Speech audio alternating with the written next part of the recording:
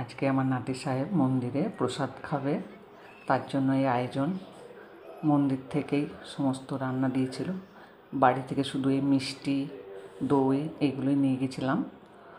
ওরা 9 রকম ভাজা, ভাত, পায়েস, ডাল, চাটনি, শুক্তো, এঁচোড়ের তরকারি সব করেছিল। আমরা একটু সাজিয়ে নিয়ে এই যে মামার বাড়ির দাদু ভাই ওকে প্রসাদ খাওয়াচ্ছে।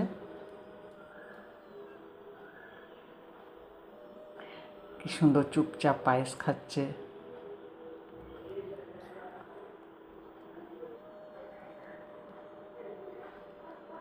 এরপরেই শুরু হবে আসল কান্না।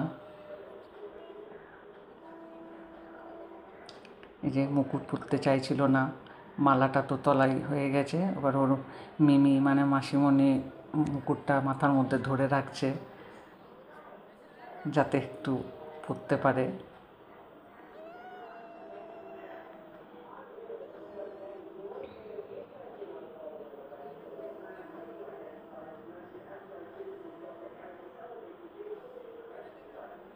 এই তো মুখের মধ্যে ভাত সমস্ত সবজি দিয়ে ঠেকিয়ে খাওয়ানো হলো।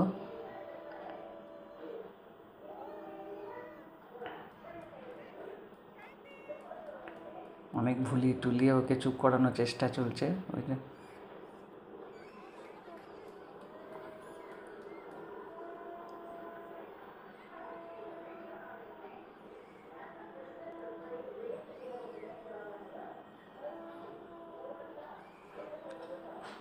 এত কাঁদছিল যে দেখেই কষ্ট লাগছিল। সবাই মিলে চুপ করানোর চেষ্টা করছিলাম। ওর দিদা আমরা সাইড থেকে সবাই ওকে চুপ করাচ্ছি।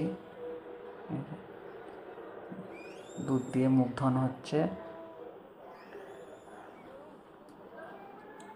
এরপর ও তো এখনও সেভাবে ধরতে শেখেনি, তাও কলম টাচ করেছিল। কলম